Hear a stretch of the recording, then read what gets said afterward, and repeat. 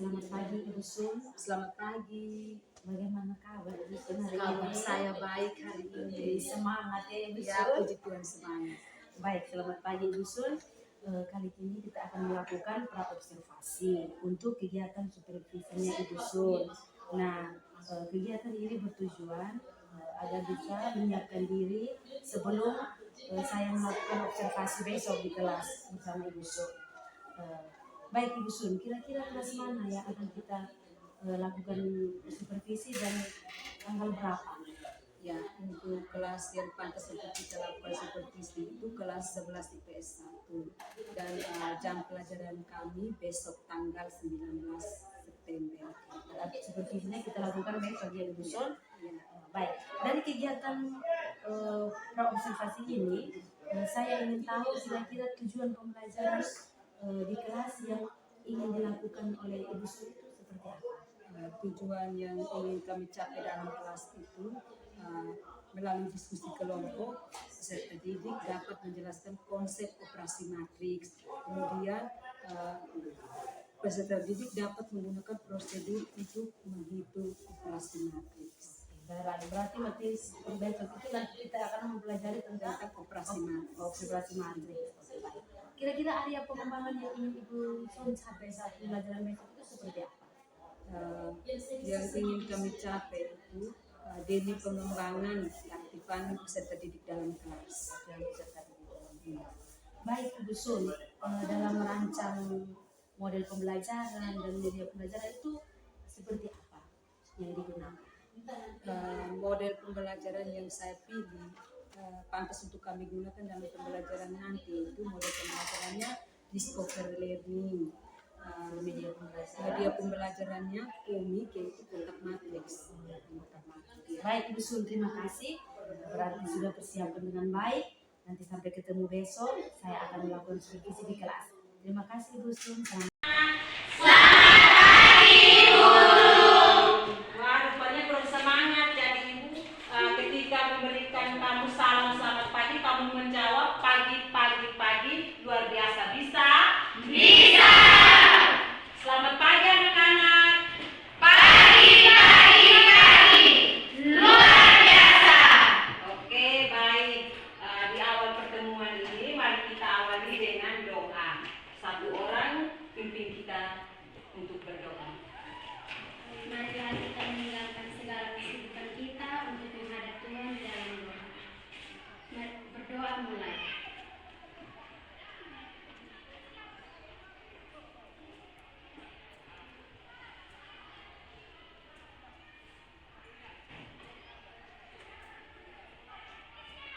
Selesai.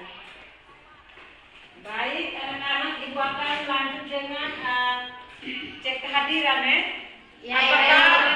Apakah kehadiran anak-anak semuanya hadir atau ada yang tidak hadir? Hadir. Oke, baik. Berarti untuk presentasi kehadiran di kelas ini sangat bagus. Tetap tingkatkan ya. Masih ingat tentang materi kita pada pertemuan kali lalu? Ya, tentang apa? Jenis-jenis matriks. Bisakah anak-anak sebutkan jenis-jenis matriks? Bisa.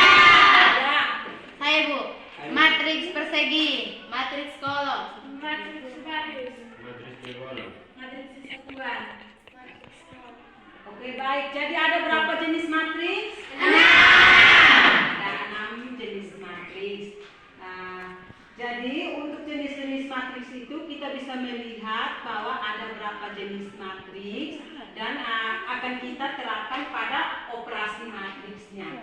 Jadi hari ini kita akan pelajari tentang operasi matriks, khususnya operasi penjumlahan dan pengurangan. Sebelum kita melihat, kita harus tahu dulu tentang syarat operasi penjumlahan dan pengurangan itu seperti apa. Syarat yang pertama yang perlu kita tahu yaitu matriks harus memiliki ordo dan nilai yang sama. Misalnya ordo dan nilai yang sama, anak-anak paham?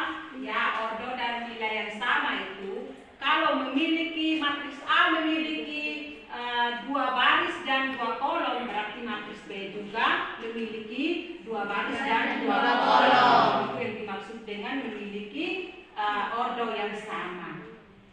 Bisa dipahami? Bisa. Oke. Tujuan pembelajaran kita hari ini, anak-anak setelah pembelajaran ini bisa menjelaskan tentang operasi matriks. Kemudian yang kedua bisa menyelesaikan masalah kontekstual yang berkaitan dengan operasi matriks. Bisa mengerti? Bisa. Oke, baik, sekalian silakan anak-anak duduk dalam bentuk kelompok.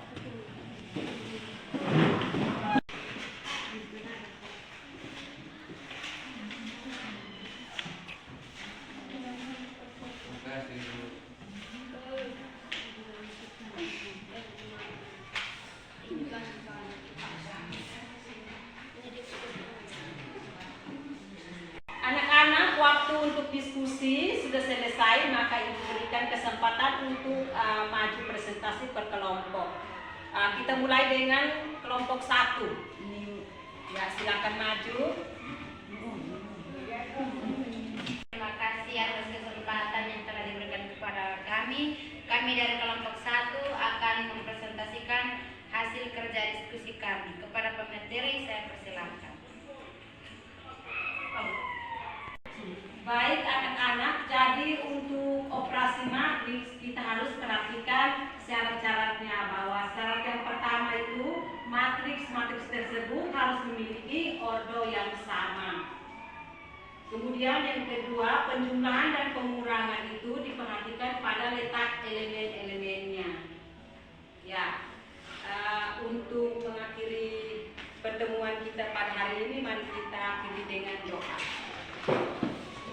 Satu orang silakan pimpin kita doa. Kepada teman-teman, marilah kita siapkan hati dan batin kita untuk menghadap Tuhan di dalam doa. Berdoa mulai. Selesai.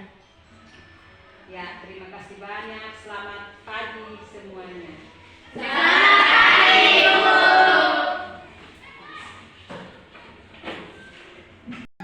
Baik, selamat pagi buat Edison, Julian Sembak Naik, selamat pagi. Selamat pagi juga buat kami Felix Palos sebagai remaja pelatih yang berkenan untuk mendampingi kami dalam percakapan observasi hari ini. Baik, sebelumnya kami sudah melakukan kegiatan pra-observasi, percakapan observasi, dan observasi juga telah kami lakukan. Dan sekarang kami akan melakukan percakapan pasca observasi. Nah, tujuan percakapan pasca observasi ini untuk mengevaluasi dan dapat berbenah diri terkait dengan kegiatan observasi kemarin yang sudah dilakukan. Baik, Ibu Sun, kita bisa langsung mulai. Terima kasih. Di sini saya ingin bertanya perasaan Ibu Sun setelah melaksanakan pembelajaran dalam kelas itu seperti apa? Perasaan saya senang. Perasaan sangat senang biasa. Baik, kira-kira dalam pembelajaran itu adakah hal-hal yang sudah baik dari pembelajaran yang sudah dilakukan oleh Ibu Sun? Tentu dalam pembelajaran saya mendapatkan yang baik. Itu dengan menerapkan metode saya mendapatkan melihat kalau di situ meningkatkan keterampilan siswa dan meningkatkan keaktifan siswa. Tetapi juga hal yang baik, itu kekurangan misalnya dalam penerapan itu membutuhkan waktu yang lama untuk mencapai target yang kita butuhkan. Baik, Ibu Sun. Kira-kira dalam pembelajaran itu Ibu Sun itu merasa dari skala angka 0 sampai 10 itu kira-kira Ibu Sun itu ada di angka berapa? Angka 8. Baik, Ibu Sun, kita lanjutkan lagi. Saya ingin bertanya kira-kira hal apa yang perlu ditingkatkan setelah proses pembelajaran kemarin? Hal yang perlu saya tingkatkan itu saya terus membantu siswa untuk mengeluarkan ide-ide mereka. Karena mereka bisa aktif dalam kelas itu yang pengembangan untuk keterampilan mereka. Baik, rencana tindak lanjut ke depan terkait dengan pembelajaran kelas yang untuk mengcover kebutuhan murid yang beragam itu kira-kira seperti apa? Dengan menerapkan pembelajaran berdiferensiasi dan pembelajaran sosial emosional. Pembelajaran diferensiasi dan pembelajaran sosial emosional, di mana pembelajaran sosial emosional itu untuk menggugah kesadaran murid agar mereka bisa termotivasi dan nyaman di kelas. Sehingga kalau mereka nyaman, pasti pembelajaran itu dilakukan dengan sangat baik. Kira-kira waktu pelaksanaan dusun pembelajaran diferensiasi dan sosial emosional itu kira-kira kapan mau dilaksanakan? Waktu pelaksanaannya sesuai dengan jadwal pembelajaran, yaitu akan pada pertemuan yang akan datang pada hari Senin tanggal 23 nanti. Setelah dusun akan menerapkan pembelajaran diferensiasi dan sosial emosional. Baik, mungkin ada komitmen atau tanggung jawab dari dusun terhadap pembelajaran di kelas itu seperti apa? Dengan pembelajaran sosial emosional dan diferensiasi, karakter siswa akan menjadi lebih baik. Baik, terima kasih dusun. Kita sudah berdiskusi sedikit tentang pasca observasi kita hari ini. Semoga mungkin ada hal yang menyinggung atau tidak berkenan di hati. Juga terima kasih semua.